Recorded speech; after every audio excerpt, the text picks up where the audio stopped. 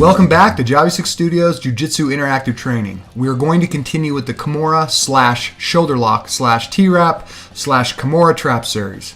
I don't know what the hell they're calling it these days. All I know is that it is extremely effective. This technique will assist in gaining back control upon your opponent.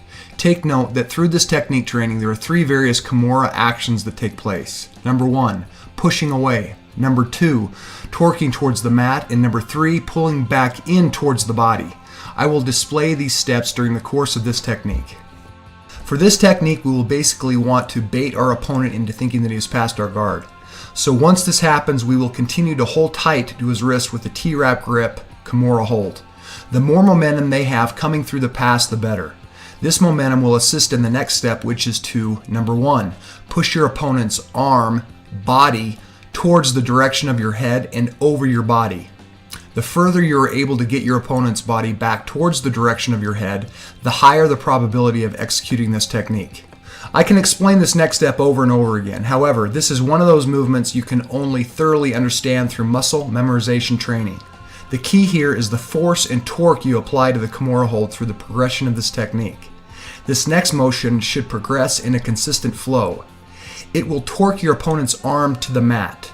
This torque motion will assist in catapulting your legs around toward your opponent's back.